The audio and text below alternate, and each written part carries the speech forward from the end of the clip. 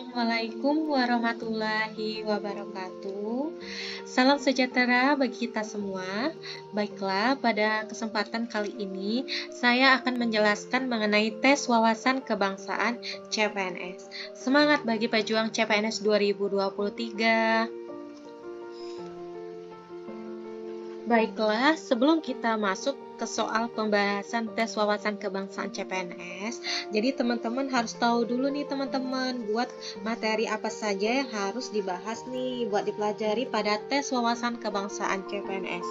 Yang pertama mengenai nasionalisme, yang kedua tentang integritas, ketiga bela negara, keempat pilar negara, serta yang kelima bahasa Indonesia. Buat teman-teman yang mau mengetahui nih teman-teman mengenai tips belajar, teman-teman bisa lihat nih di beranda TikTok Tips CPNS Video WM. Di sana diberikan nih teman-teman info mengenai tips belajar yang efektif untuk menghafal TWK, TIU, serta TKP teman-teman. Oke. Kita selanjutnya ke soalnya ya teman-teman. Yang pertama, hasil sidang pertama BPUPKI oleh Prof. Dr. Sutomo pada 31 Mei 1945 adalah A. Peri kebangsaan, peri kemanusiaan, peri ketuhanan, peri kerakyatan, kesejahteraan rakyat. B. Peri ketuhanan, internasionalisme, mufakat, dan demokrasi. Peri kemanusiaan, kesejahteraan sosial. C. Persatuan, kekeluargaan, keseimbangan lahir dan batin, musyawarah, keadilan rakyat. D. Kebangsaan Indonesia, internasionalisme dan kemanusiaan, mufakat dan demokrasi, kesejahteraan sosial, ketuhanan yang Maha Esa, persatuan, kekeluargaan, keseimbangan lahir dan batin, musyawarah, ketuhanan yang Maha Esa.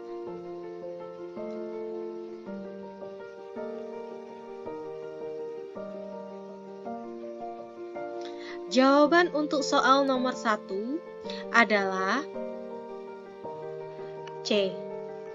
Persatuan, kekeluargaan, keseimbangan lahir dan batin, musyawarah, serta keadilan rakyat. Soal nomor 2. Konsep rancangan pembukaan UUD 1945 yang disetujui pada 22 Juni 1945 oleh Muhammad Yamin diberi nama A. Mukaddimah, B. Pembukaan, C. Lahirnya Pancasila, D. Piagam Jakarta, E. Gentleman's Agreement. Jawaban yang tepat untuk soal nomor 2 adalah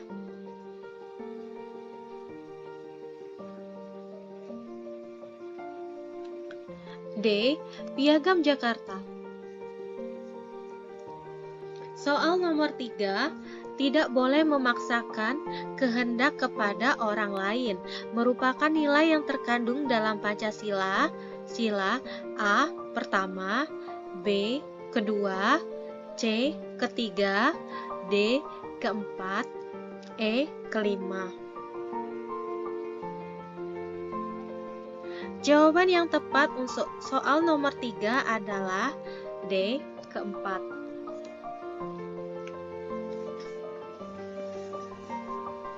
Soal nomor 4. Untuk mengubah pasal-pasal Undang-Undang Dasar, sidang MPR dihadiri oleh sekurang-kurangnya dari jumlah anggota MPR. Jawaban untuk soal nomor 4 adalah D. 2/3. Soal nomor 5. Amandemen UUD 1945 perlu dilakukan karena beberapa pasal dalam UUD 1945 masih A. Dapat ditafsirkan beberapa makna dalam penafsirannya. B. Dapat ditafsirkan menjadi satu pengertian yang kabur. C. Diperlukan untuk memberikan peluang pemerintah otoriter. D. Diragukan akan kemampuan UUD dalam menampung aspirasi. E. Ada pasal yang kurang.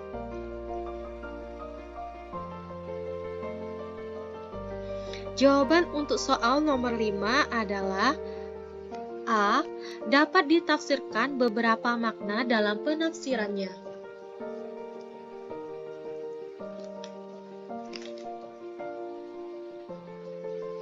Soal nomor 6.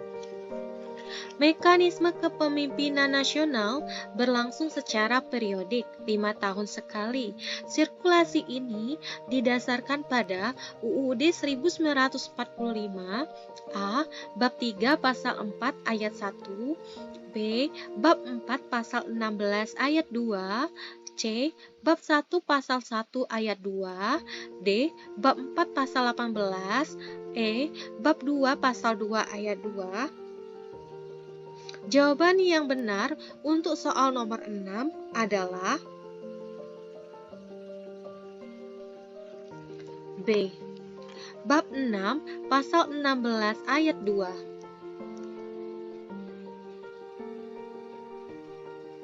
Soal nomor 7. Bagaimana Pancasila itu dibentuk? Rumusannya sebagaimana terdapat pada pembukaan Undang-Undang Dasar 1945, di mana dalam hal tersebut BPUPKI memiliki peran yang sangat menentukan. Hal ini merupakan asal-usul Pancasila, yakni A. Kausa normatif, B. Kausa materialis, C. Kausa formatif, D. Kausa efisien, E. Kausa formalis. Jawaban untuk soal nomor 7 adalah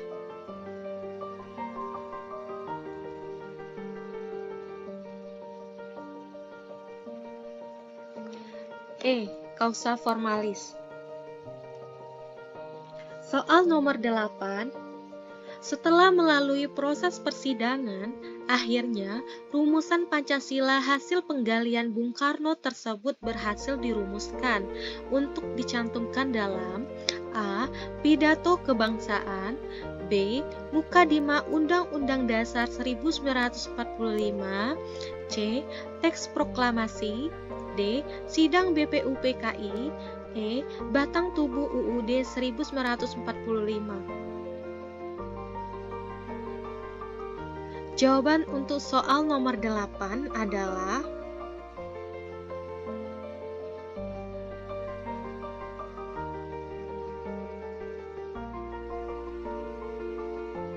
Mukadimah Undang-Undang Dasar 1945. Soal nomor 9. Suatu sistem pemerintahan di mana lembaga eksekutif pemerintahan dan legislatif parlemen memiliki kedudukan yang sama dan saling melakukan kontrol checks and balance disebut sistem pemerintahan. A. Monarki, B. Aristokrasi, C. Referendum, D. Parlementer, E. Presidensial. Jawaban untuk soal nomor 9 adalah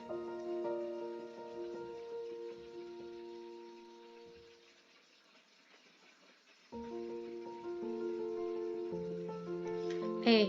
Presidensial.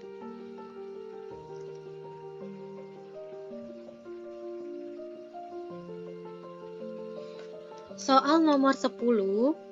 Di negara Prancis, Senat merupakan perwakilan dari teritori, daerah, dan wilayah administratif dengan masa jabatan A. 5 tahun, B. 6 tahun, C. 7 tahun, D. 8 tahun, E. 9 tahun.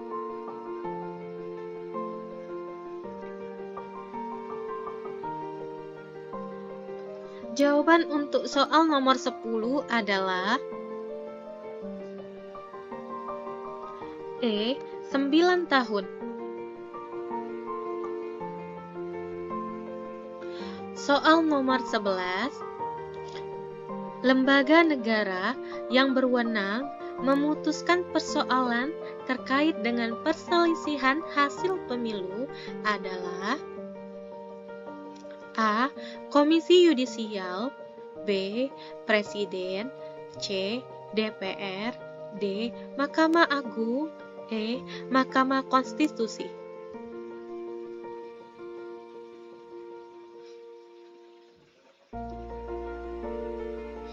Jawaban untuk soal nomor 11 adalah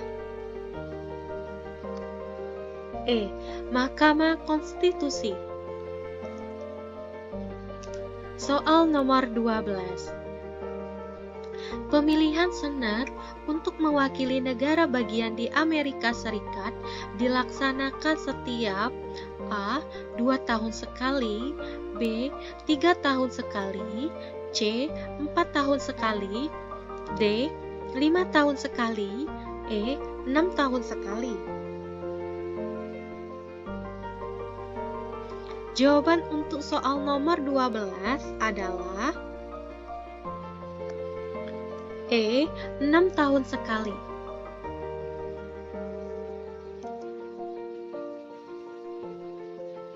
Bhinneka Tunggal Ika telah dirumuskan sebagai semboyan NKRI. Dalam hal ini, ketunggal ikaan yang dimaksud dapat pula berarti A. Realitas sosial, B. Cita-cita kebangsaan, C. Jembatan emas, D. Merdeka, E. Berdaulat. Jawaban untuk soal nomor 13 adalah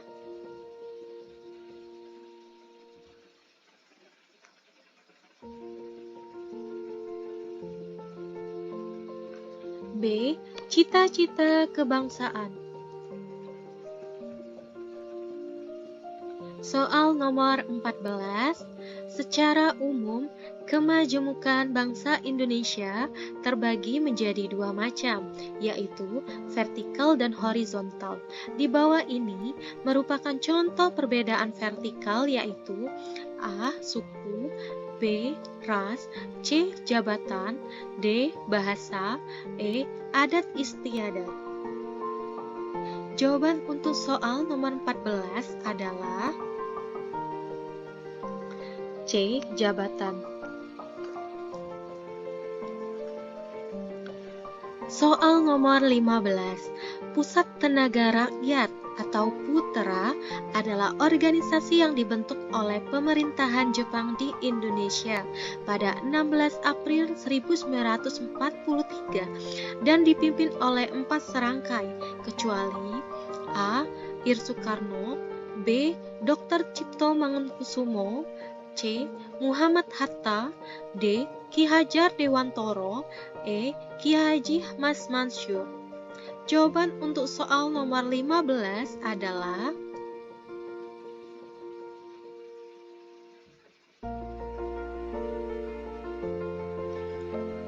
B. Dr. Cipto Mangunkusumo.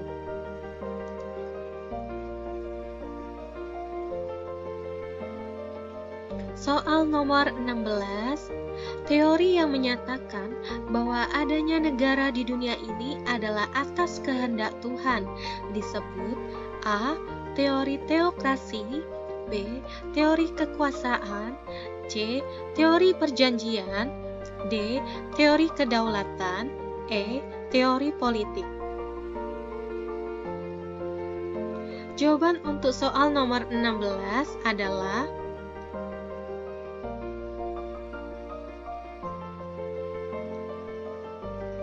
A. Teori teokrasi.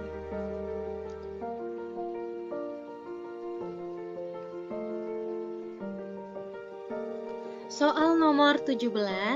Tujuan negara Republik Indonesia yang berkaitan dengan dunia internasional adalah A. mencerdaskan kehidupan bangsa. B. Memajukan kesejahteraan umum. C. Melindungi segenap bangsa dan seluruh tumpah darah. D. Melaksanakan ketertiban dunia. E. Memajukan kerjasama regional. Jawaban untuk soal nomor 17 adalah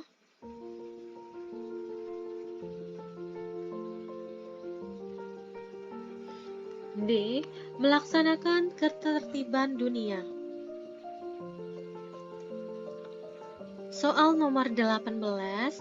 Berikut ini adalah tujuan Indonesia mengikuti AFTA, yaitu mengadakan perjanjian ekstradisi terhadap seluruh anggota ASEAN. B. Saling menanamkan investasi di wilayah negara ASEAN. C. Meningkatkan daya asing ASEAN sebagai basis produksi dalam pasar dunia. D. Menghapuskan semua biaya administrasi ekspor dan impor dari negara ASEAN. E. Membentuk badan keuangan untuk wilayah ASEAN. Jawaban untuk soal nomor 18 adalah C. Meningkatkan daya saing ASEAN sebagai basis produksi dalam pasar dunia.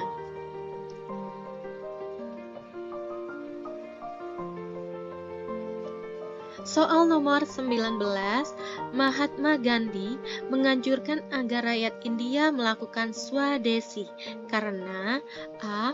Barang-barang buatan India mutunya baik dan harganya lebih murah. B. Produk Inggris harganya mahal. C. Penduduk India cukup banyak dan daya belinya memadai. D. India mampu memenuhi kebutuhan sendiri. E. Inggris tidak mungkin memenuhi kebutuhan India. Jawaban untuk soal nomor 19 adalah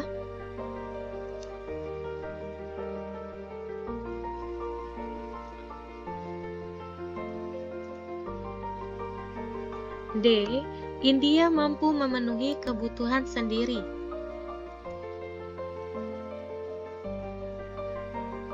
Soal nomor 20, pemilu pertama pada tahun 1955 digunakan untuk memilih A. Anggota MPR, B. Anggota DPR dan konstituante, C. Presiden dan wakil presiden, D. KNIP, E. Menteri. Jawaban untuk soal nomor 20 adalah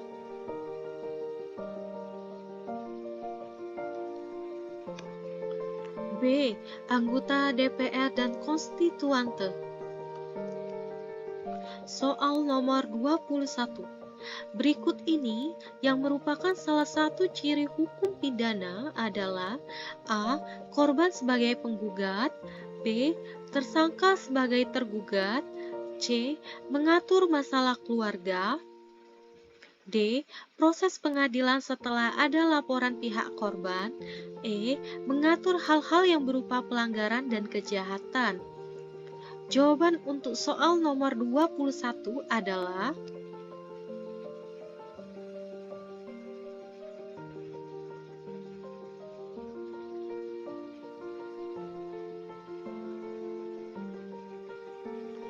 E.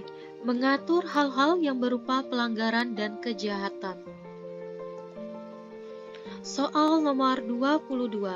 Berikut ini pihak yang terlibat dalam pemilihan, pertimbangan, serta pengesahan anggota BPK yaitu A.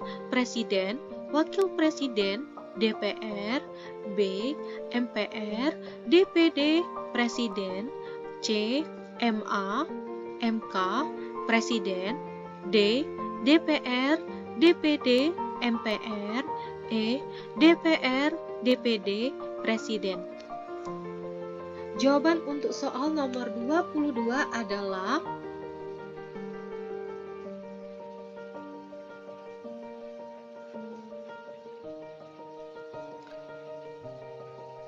E. DPR, DPD, Presiden. Soal nomor 23, lembaga negara yang membawahi badan-badan peradilan dalam lingkungan peradilan umum, lingkungan peradilan agama, lingkungan peradilan militer, dan lingkungan peradilan tata usaha negara (PT-UN) adalah A. Mahkamah Agung, B. Komisi Yudisial, C. Mahkamah Konstitusi, D. DPR, E. MPR. Jawaban untuk soal nomor 23 adalah Mahkamah Agung. Soal nomor 24, referendum yang harus terlebih dahulu mendapat persetujuan langsung dari rakyat sebelum undang-undang tertentu diberlakukan merupakan A. Referendum obligator, B. Referendum fakultatif, C. Referendum konsultatif, D. Referendum terpusat, E. Referendum kerakyatan. Jawaban untuk soal nomor 24 adalah A. Referendum obligator. Soal nomor 25, keuntungan utama yang dapat diperoleh dari pelayanan dan perdagangan antar pulau dan antar daerah adalah A. Mempercepat proses integrasi bangsa Indonesia, B. Budaya salah satu daerah musnah, C. Saling mengenal suku-suku bangsa, D. Menimbulkan persaudaraan antar pulau dan antar daerah, E. Perkawinan antar suku dan antar daerah.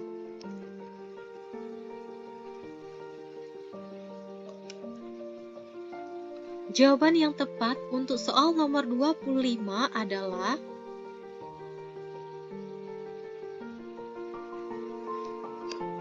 A. Mempercepat proses integrasi bangsa Indonesia. Oke, sekian, terima kasih untuk pembahasan soal TWK-nya teman-teman.